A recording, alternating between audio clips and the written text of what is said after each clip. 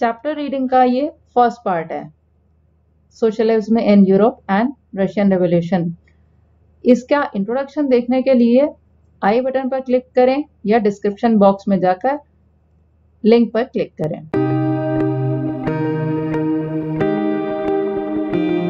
शुरू करते हैं। The age of social change, जो समाज में अंतर आए आफ्टर फ्रेंच रेवोल्यूशन, कुछ चेंजेस आए समाज में, लोग समझने लगे इंपॉर्टेंस कि हमारे राइट्स होने चाहिए हमारे पास।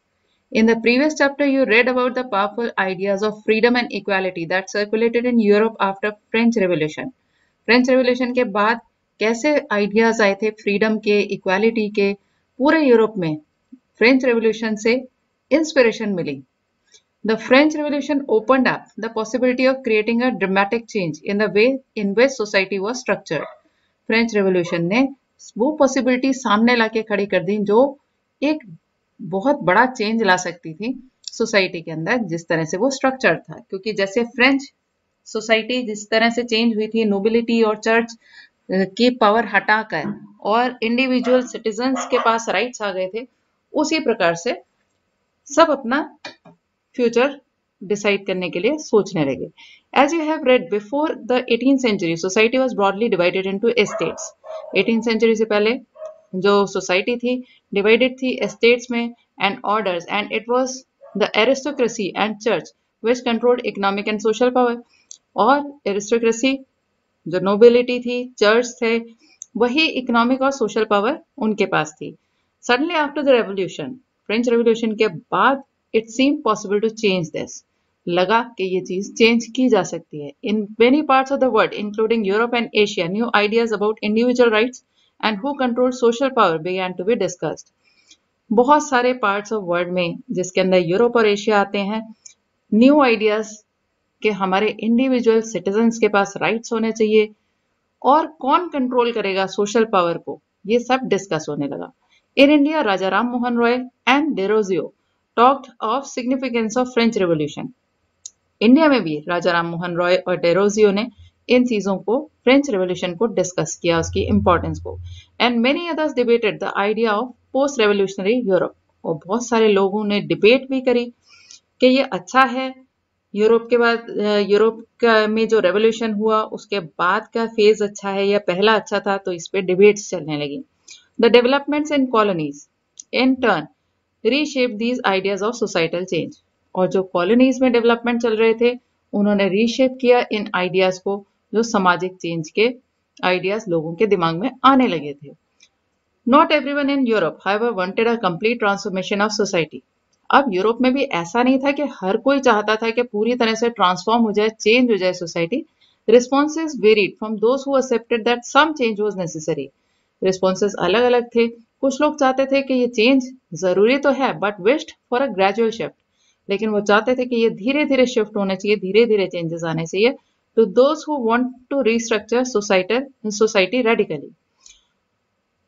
इनके साथ अलग विचार किसके थे?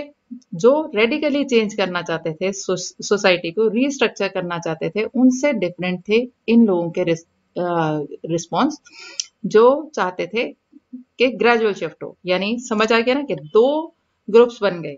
एक चाहता था ग्रेजुअल शिफ्ट हो, धीरे धीरे सोसाइटी में चेंज आए। दूसरा ऐसा था जो रेडिकली चेंज करना चाहता था, एकदम से चेंज करना चाहता था सोसाइटी को। तो सम वर कंजर्वेटिव्स, कंजर्वेटिव वही जो चाहते हैं पुराना ऑर्डर चलता रहे। अदर्स वर लिबरल्स और रेडिकल्स, दूसरे जो चेंजेस चाहते थे उनको हम कहते हैं लिबरल्स या radicals. What did these term really mean in the context of the time? अब इन टर्म्स का असलियत में क्या मीनिंग है रेडिकल, लिबरल्स और कंजर्वेटिव्स का? What separated these strands of politics and what linked them together? किस आधार पे वो लोग अलग थे, कहाँ वो सेम थे? We must remember that these terms do not mean the same things in all the contexts all the time. ये वाली जो टर्म्स हैं, लिबरल्स, रेडिकल्स, कंजर्वेटिव्स, ये ऐसा नहीं है कि एक ही जैसी हर जगह चले। अलग अलग समय पे अलग अलग कुछ चेंजेस इनके अंदर रहे हैं, लेकिन कुल मिला के कंजर्वेटिव वो जो पुराने ऑर्डर को मानते हैं, लिबरल्स वो जो चाहते हैं कि चेंज आए और सिटीजन्स के पास, सबके पास इक्वालिटी हो, किसी के एक के हाथ में पावर ना हो, और रेडिकल्स वो होते हैं जो तुरंत से चेंज करना चाहते हैं, जल्दी चाहते हैं चेंजेस आ जाएं। और इनके लिबरल्स और रेडिकल्स के विचार में थोड़ा थोड़ा अंतर है। We will look briefly at some of the important political tradition of the 19th century. अब ये जो ट्रेडिशन पॉलिटिकल चल रहे थे 19th सेंचुरी के, उसमें हम थोड़ा सा देखेंगे and see how they influence change, किस तरह से इनको चेंज किया। अब ये जो लिबरल और रेडिकल का अंतर है नेक्स्ट पैरा में हम करेंगे। Then we will focus on the one historical event in which there was an attempt at the radical transformation of the society. और फिर उसके बाद हम इसमें चैप्टर में फोकस करेंगे एक हिस्टोरिकल इवेंट पे जो कोशिश थी कि रेडिकल चेंज आ जाए सोसाइटी में। Through the revolution in Russia, socialism became one of the most significant and powerful ideas to shape society in 20th century. इसी रेवोल्यूशन के थ्रू रशिया में सोशलिज्म जो था मोस्ट सिग्निफिकेंट और पावरफुल आइडिया बन गया जिसने शेप करी सोसाइटी 20th सेंचुरी की। अब इनकी डिटेल पढ़ते हैं कि डिफरेंस क्या है लिबरल, रेडिकल्स और कंजर्वेटिव में। One of the groups which look to change society were liberals. पहले लिबरल्स को डिस्कस करते हैं। Liberals wanted a nation which tolerated all religion. सारे रिलीजन को ये टॉलरेट करना चाहते थे, मतलब सब रिलीजन्स बराबरी का दर्जा देके। We should remember that at this time European states usually discriminated in favour of one or the another. इस टाइम पे हमें याद रखना चाहिए कि यूरोपियन स्टेट्स जो थे वहां पे कुछ ना कुछ डिस्क्रिमिनेशन चलता था, कभी एक रिलीजन के फेवर में, कभी दूसरे के। ब्रिटेन जैसे फेवर करता था चर्च ऑफ इंग्लैंड, ऑस्ट्रिया और स्पेन फेवर करते थे कैथोलिक चर्च को। लिबरल्स जो थे also oppose the uncontrolled power of dynastic rulers. Dynastic ruler जो डायनेस्टी में एक के बाद एक राजा का बेटा इस तरह बन के आ रहे होते हैं, उनकी अनकंट्रोल्ड पावर पे भी अपोज करना चाहते थे liberals. They wanted to safeguard the rights of individuals against governments. वो चाहते थे कि इंडिविजुअल सिटीजन्स के राइट्स जो हैं वो सेफ रहें अगेंस्ट किसी भी गवर्नमेंट के। They argued for representative elected parliamentary government. वो चाहते थे कि एक रिप्रेजेंटेटिव इलेक्टेड पार्लियामेंट्री गवर्नमेंट हो, यानी पार्लियामेंट हो, उसमें मतलब इलेक्टेड रिप्रेजेंटेटिव्स हों और वो राज्य करें। Subject to laws interpreted by well trained judiciary. और लॉ जो हाथ में हो किसके, जो वेल ट्रेन्ड जुडिशरी हो उसके हाथ में, राजा के हाथ में नहीं। That was independent of rulers and officials. और ऐसी जुडिशरी जिसके ऊपर रूलर्स या ऑफिशियल्स की कुछ ना चलती हो, जो फ्री हो। However they were not Democrats. तब भी हम इन लिबरल्स को डेमोक्रेट्स नहीं कह सकते। रीजन इसका, they did not believe in universal adult franchise, क्योंकि वो वोटिंग के आधार पर यूनिवर्सल एडल्ट फ्रेंचाइज को एक्सेप्ट नहीं करते थे कि हर एक को एक वन पर्सन वन वोट का अधिकार ये नहीं मानते थे। That is the right of every citizen to vote, कि ये नहीं चाहते थे कि हर सिटीजन को वोटिंग राइट मिले। They felt men of property mainly should have the right to vote, कि जिनके पास प्रॉपर्टी है वही मेन को वोट करने का अधिकार होना चाहिए। और दूसरी चीज कि वो नहीं चाहते थे कि वुमेन को मिले राइट वोट करने का। इन कंट्रास्ट इससे उल्टा रेडिकल्स क्या थे, वो चाहते थे एक nation in which government was based on majority of countries population, और कंट्री की पॉपुलेशन के में जिसकी मेजॉरिटी है उसके आधार पर गवर्नमेंट बने। Many supported women's suffragette movements. Women जो वोटिंग राइट्स के लिए मूवमेंट चला रही थी उनको सपोर्ट करते थे। Unlike liberals they oppose the privileges of great land owners and wealthy factory owners. और जहां लिबरल सपोर्ट करते थे कि प्रॉपर्टीड मैन को वोटिंग राइट मिलना चाहिए, तो ये यहाँ पे अलग थे। ये नहीं चाहते थे कि किसी के पास प्रिविलेजेस हों, ग्रेट लैंड ओनर्स के पास या वेल्दी फैक्ट्री ओनर्स के पास। They were not against the existence of private property. असलियत में वो इसके अगेंस्ट नहीं थे कि किसी के पास प्राइवेट प्रॉपर्टी नहीं होनी चाहिए, but dislike concentration of property in the hands of a few. लेकिन वो ये चाहते थे कि इस पे चेक लगे कि ऐसा ना हो कि कंसंट्रेटेड हो प्रॉपर्टी किन्हीं कम लोगों के हाथ में, मतलब कुछ ही लोगों के हाथ में अधिकतर पावर रहती है मनी की, तो ऐसा ना हो। अब तीसरे आते हैं conservatives, were oppose to radicals and liberals.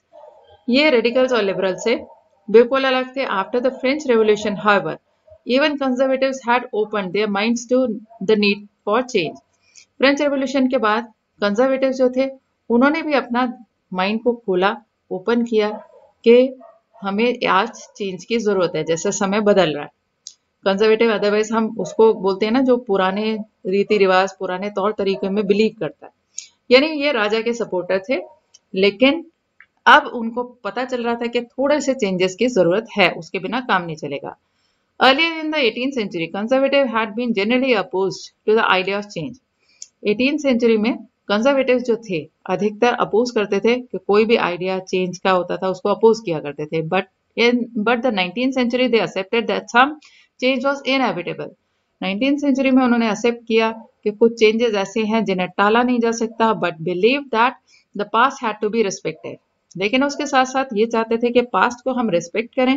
Change had to be brought about through a slow process, और चेंज को लाएं जरूर लेकिन एक स्लो प्रोसेस से। Such differing ideas about societal change clashed during the social and political turmoil that followed the French Revolution.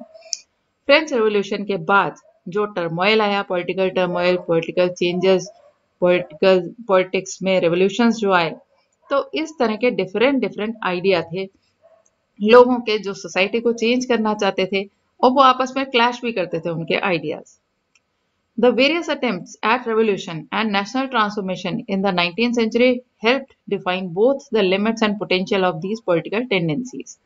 और जो अलग अलग प्रयास किए गए रेवोल्यूशन के और नेशन को, राष्ट्र को ट्रांसफॉर्म करने के प्रयत्न में 19th सेंचुरी में, उसने हेल्प किया ये डिफाइन करने में कि इन सब तीनों ग्रुप्स की लिमिट्स क्या है, कमियां क्या हैं, और क्या पावर है इन तीनों पॉलिटिकल टेंडेंसीज की।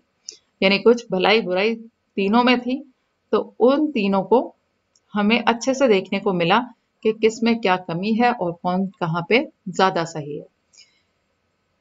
Industrial society and social change. अब हम सोसाइटी की बात करते हैं कि क्या सोशल चेंज सोसाइटी में आ रहे थे। These political trends were sign of new time.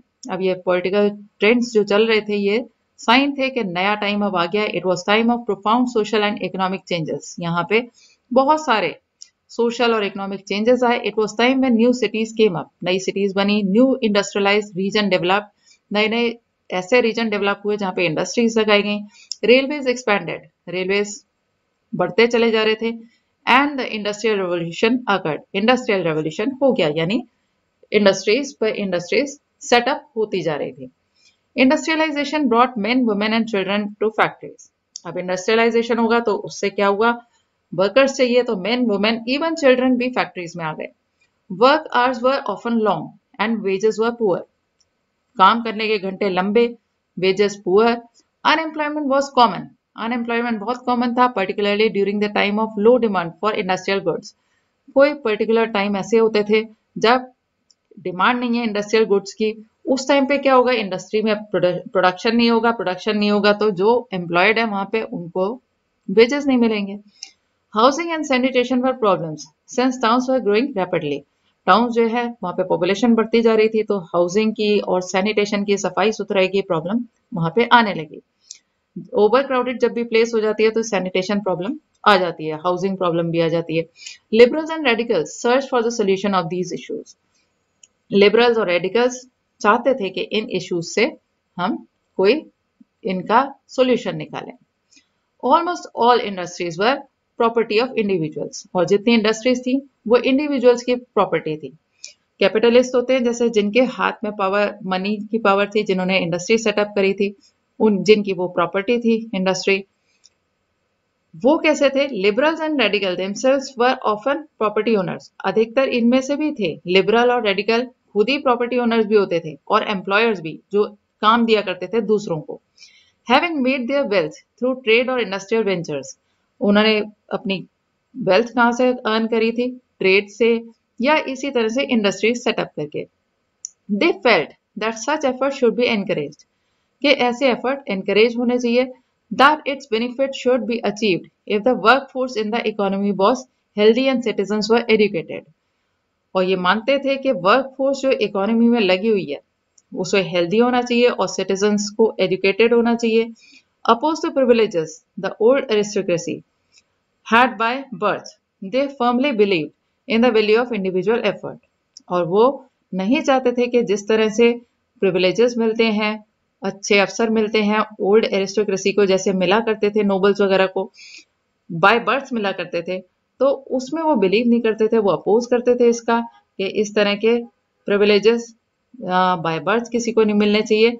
वो बिलीव करते थे कि वैल्यू किसी भी इंडिविजुअल की, किसी भी व्यक्ति की उसके एफर्ट पे, उसके लेबर पे और उसके एंटरप्राइज पे, जो उसके कार्य क्षमता है उसके आधार पर उसको मिलनी चाहिए। If freedom of individuals was insured, वो चाहते थे कि अगर फ्रीडम हर व्यक्ति की इंश्योर्ड हो, if the poor could labour, poor काम कर पाए, those with capital could operate without restrain, जो कैपिटल है जिनके पास वो अपना काम चलाएं बिना किसी को परेशान किए हुए, they believe that society would develop. उसी तरह की सोसाइटी वो चाहते थे कि ऐसी ही सोसाइटी डेवलप कर सकती है जहां पे फ्रीडम हो लोगों को, पुअर जो है उन्हें काम करने का मौका मिले, और जिनके पास कैपिटल है वो किसी के ऊपर ज्यादा जोर डाले बिना काम चलाएं, तो वही सोसाइटी डेवलप करेगी। Many working men and women who wanted changes in the world rallied around liberals and radical groups and parties in the early 19th century। और बहुत सारे वर्किंग मेन एंड वुमेन जो सच में ये चाहते थे कि इस तरह का चेंज आना चाहिए, वो लिबरल्स और रेडिकल ग्रुप्स के पास आते थे, का मतलब उनकी बातें सुनते थे, उनके आइडिया सुनते थे और उनके पार्टीज को भी ज्वाइन करते थे अर्ली 19th सेंचुरी में। सम नेशनलिस्ट, कुछ राष्ट्रवादी लोग, liberals, radicals wanted revolution to put an end to kind of government established in Europe in 1850। कुछ नेशनलिस्ट जो चाहते थे कि एक नेशन बने हमारा, लिबरल्स और रेडिकल्स वो चाहते थे कि रेवोल्यूशन आना जरूरी है ताकि जो काइंड ऑफ गवर्नमेंट चल रही है यूरोप में उसे चेंज किया जा सके। In France, Italy, Germany, Russia, they become revolutionaries, और वो रेवोल्यूशनरीज बन गए and work to overthrow existing monarch. Revolution करेंगे तभी जो एग्जिस्ट कर रहे हैं मोनार्क उनको वो हटा पाएंगे। नेशनलिस्ट टॉक्ड ऑफ रेवोल्यूशंस, जो राष्ट्रवादी लोग थे रेवोल्यूशन की बात करने लगे, दैट वुड क्रिएट नेशंस, उसी से राष्ट्र बनेंगे, where all citizen would have equal rights, ऐसा राष्ट्र बने जिसमें सबको इक्वल राइट्स हों। After 1815 Giuseppe Mazzini, an Italian nationalist, 1815 में जिसिपी मजीनी नाम का एक इटालियन नेशनलिस्ट था, उसने कॉन्स्पिरेसी करी with others to achieve this in Italy. Italy में यही प्राप्त करने के लिए कि मोनार्की हटे, जिसिपी मजीनी ने ये कोशिश करी थी। Nationalist elsewhere included India read his writing, और नेशनलिस्ट जहां भी थे जैसे इंडिया में भी, तो उसकी राइटिंग्स जो मजीनी ने लिखी थी उनको वो पढ़ते थे, उसमें इंटरेस्ट लेते थे उसके आइडियाज को समझने के लिए। The coming of socialism to Europe, अब ये समाजवाद जो यूरोप में आया, वो समाजवाद मीन्स कि मतलब हर चीज पूरे समाज की होनी चाहिए, सारे resources. Perhaps one of the most far-reaching visions of how society should be structured was socialism। एक बहुत दूर की एक दृष्टि ये थी कि सोसाइटी कैसे स्ट्रक्चर होनी चाहिए, वो थी सोशलिज्म की। मिड 19th सेंचुरी में in Europe socialism was well known body of ideas. एक सोशलिज्म सब लोगों को पता था कि क्या आइडियाज हैं and attracted wide spread attention. बहुत सारे लोगों ने इस पे ध्यान दिया कि ये किस तरह से, इसके आइडियाज क्या हैं, इसको कैसे लाना चाहिए। Socialist were against private properties. Socialist जो होते हैं वो चाहते हैं कि सारा प्रॉपर्टी जो है वो समाज की हो, तो सबसे पहले वो प्राइवेट प्रॉपर्टी के अगेंस्ट होते हैं कि किसी के पास भी प्राइवेट प्रॉपर्टी नहीं होनी चाहिए। And saw it as the root of all social ills, और प्राइवेट प्रॉपर्टी को ही वो मानते हैं कि ये रूट कॉज है, सारे सोशल समाज में जितनी बुराइयां चलती हैं उसका कारण ही ये प्राइवेट प्रॉपर्टी होती है। Why individual owned the property that gave employment but property were concerned only with personal gains। अब ऐसा क्यों? क्योंकि इंडिविजुअल्स जो ओन करते हैं प्रॉपर्टी उससे एम्प्लॉयमेंट मिलता है लोगों को, लेकिन प्रॉपर्टी मैन जो होते हैं वो सिर्फ अपने गेन के बारे में सोचते हैं, not with welfare of those who made the property productive.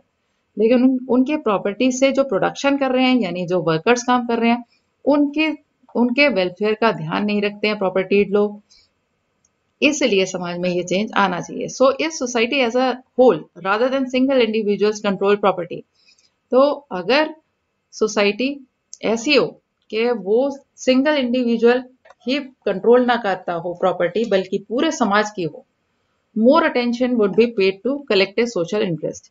तो ज्यादा अटेंशन पे की जाएगी सोशल इंटरेस्ट की तरफ, समाज के कल्याण की तरफ। Socialist wanted this I change and campaign for it. Socialist का यही आइडिया था और वो यही चेंज चाहते थे। How could society without property operate? अब ऐसी सोसाइटी जिसमें प्रॉपर्टी ना हो वो कैसे चलेगी? What would be the basis of social society? ये सोशलिस्ट सोसाइटी जो बनेगी उसका बेस क्या होगा? Socialist had different vision of future. अब ये जो सोशलिस्ट भी थे उनके भी विजन्स अलग अलग थे। Some believed in the idea of cooperatives. उनमें से कुछ बिलीव करते थे कोऑपरेटिव्स में। कोऑपरेटिव्स मतलब सेम काम करने वाले लोग मिलजुल कर जब अपनी एक कोऑपरेटिव बना दें जिसके अंदर वो बीच में प्रॉफिट लेने वालों को जो प्रॉफिट जाता है वो भी उन्हीं को मिल जाए। रॉबर्ट ओवन 1771 से 1858, a leading English manufacturer, sought to build a cooperative community called New Harmony in Indiana. USA जिसे को इंडियाना बोला जाता था, तो एक इंग्लिश मैन्युफैक्चरर था जो चाहता था कोऑपरेटिव कम्युनिटी बनाना जिसका नाम होता new harmony. Other socialist felt that cooperatives could not be built on a wide scale. दूसरे लोगों का ये सोशलिस्ट जो समाजवादी विचार के लोग थे उनका ये मानना था कि कोऑपरेटिव्स जो है वो ज्यादा वाइड स्केल पे इस तरह से नहीं बन पाएगी, ओनली थ्रू इंडिविजुअल इनिशिएटिव, कि सिर्फ एक बंदे के इनिशिएटिव से नहीं बन पाएगी। They demanded that government encourage cooperatives. उन्होंने ये डिमांड करी कि गवर्नमेंट को एनकरेज करने चाहिए कोऑपरेटिव्स को। In France for instance, example लें जैसे फ्रांस में Louis ब्लां wanted the government to encourage cooperatives। वो चाहता था कि गवर्नमेंट एनकरेज करे cooperatives को एंड रिप्लेस कैपिटलिस्ट एंटरप्राइज, और जो कैपिटलिस्ट एंटरप्राइज चले आ रहे हैं उनको चेंज करे। These cooperatives were to be association of people who produce goods together and divided the profit according to the work done by members। ये cooperatives क्या होने थे? ऐसे एसोसिएशन उन लोगों के जो कि प्रोड्यूस करते हैं गुड्स मिलजुल के और डिवाइड करें वो प्रॉफिट को इस हिसाब से कि उन्होंने कितना कितना काम किसने किया उसके हिसाब से वो बढ़ जाए। अब एक Karl Marx and Friedrich Engels added other ideas to the body of arguments. इन दोनों ने और एक नए आइडियाज ऐड किए। Marx argued that industrial society was capitalist. Marx का मानना था इंडस्ट्रियल सोसाइटी हमेशा कैपिटलिस्ट होती है। Capitalist own the capital invested in factories. जितना कैपिटल इन्वेस्ट किया गया फैक्ट्रीज में वो किसका है? कैपिटलिस्ट का है। And the profit of capitalist was produced by workers. और कैपिटलिस्ट को प्रॉफिट कौन कमा के दे रहा है? Workers. The condition of worker could not improve as long as this profit was accumulated by private capitalist. Workers की कंडीशन तब तक इंप्रूव नहीं हो सकती जब तक प्रॉफिट जो है वो सिर्फ प्राइवेट कैपिटलिस्ट के पास रहे। Workers had to overthrow capitalism. Workers को कैपिटलिज्म को खत्म करना होगा and the rule of private property, जो रूल ऑफ प्राइवेट प्रॉपर्टी है उसे खत्म करना होगा। Marx believe that to free themselves from capitalist exploitation, जो कैपिटलिस्ट उनका एक्सप्लॉयटेशन करते हैं वर्कर्स का, workers had to construct a radically socialist society. एक रेडिकली सोशलिस्ट सोसाइटी वर्कर्स को बनाने की जरूरत है where all property was socially controlled, जहां पे सारी प्रॉपर्टी जो है वो पूरे समाज की हो, समाज ही उसको कंट्रोल कर रहा हो। This would be a communist society, और इसी को कम्युनिस्ट सोसाइटी कहते हैं। He was convinced that workers would Triumph in their conflict with capitalist, और वो मानता था कि वर्कर्स जो हैं जीतेंगे इस कॉन्फ्लिक्ट में जो उनका कैपिटलिस्ट के साथ में। यानी कैपिटलिस्ट अपना जो प्रॉफिट अपने पास रखते हैं, ज्यादा से ज्यादा प्रॉफिट अर्न करने के लिए वर्कर्स को अच्छी कंडीशन नहीं देते हैं, उनको अच्छी वेजेस नहीं देते हैं। तो जब तक इस तरह का मेजर चेंज नहीं आ जाएगा कि कैपिटलिस्ट को हटा दिया जाए और सारा जो प्रॉपर्टी है वो पूरे समाज की हो जाए, जब तक ऐसा नहीं होगा तब तक वर्कर्स की कंडीशन नहीं सुधर सकती। A communist society was the natural society of the future। उसका मानना था कि कम्युनिस्ट सोसाइटी ही आगे फ्यूचर की सोसाइटी है जो आइडियली होनी चाहिए। अब सपोर्ट ऑफ सोशलिज्म, सोशलिज्म को किस किसने कैसे सपोर्ट किया? By 1870s, socialist ideas spread through Europe। 1870s में सोशलिस्ट आइडिया जो था यूरोप में फैल गया। To coordinate their efforts socialist form international body namely the second international. और कोऑर्डिनेट करने के लिए आपस में अपने एफर्ट्स को जितने भी सोशलिस्ट थे यूरोप में, उन्होंने एक इंटरनेशनल बॉडी बना दी जिसका नाम था second international. Workers in England and Germany began forming associations to fight for better living and working conditions. अब आइडियाज मिल रहे थे तो जो वर्कर्स थे इंग्लैंड में और जर्मनी के अंदर, उन्होंने एसोसिएशंस बनाने शुरू किए ताकि वो फाइट कर सकें बेटर लिविंग और वर्किंग कंडीशंस के लिए। They set up funds, even वो फंड्स भी सेटअप करते थे to help the members in times of distress, कि कोई परेशानी अगर आए तो उस ग्रुप के किसी वर्कर पे कोई परेशानी आए तो उसको वो हेल्प कर सके, इसके लिए वो फंड्स भी रेज किया करते थे। And demanded a reduction of working hours, demand क्या करी कि वर्किंग आवर्स कम होने चाहिए, राइट टू वोट मिलना चाहिए। In Germany these association work closely with the social democratic party. Germany में इस तरह के एसोसिएशन ने किसके साथ मिलकर काम किया? सोशलिस्ट डेमोक्रेटिक पार्टी के साथ। And help to win parliamentary seats, और उनको पार्लियामेंट्री सीट्स भी मिली। By 1905 socialist and trade unionist form the labour party in Britain. Britain में ट्रेड यूनियन वालों ने और लेबर पार्टी वालों ने मिलके सोशलिस्ट पार्टी बनाई फ्रांस में और लेबर पार्टी बनी ब्रिटेन में। Till 1914 socialist never succeeded in forming a government in Europe. 1914 तक कोई भी सोशलिस्ट गवर्नमेंट नहीं बनी थी यूरोप में। Represented by strong figures in parliamentary politics, their ideas that shape legislation. लेकिन रिप्रेजेंटेशन उनको बहुत ज्यादा मिला पार्लियामेंट्री पॉलिटिक्स में, तो उनके आइडियाज ने शेप जरूर किया लेजिस्लेशन को, लेकिन government continue to be run by conservative liberals and radicals. तो गवर्नमेंट जो थी वो सोशलिस्ट के हाथ में ना आके कंजर्वेटिव लिबरल्स या रेडिकल्स के हाथ में ही आती रही थी यूरोप में। ये था चैप्टर 1 का चैप्टर रीडिंग का फर्स्ट पार्ट। इसका सेकंड पार्ट देखने के लिए आई बटन पर क्लिक करें या डिस्क्रिप्शन बॉक्स में जाकर लिंक पर क्लिक करें।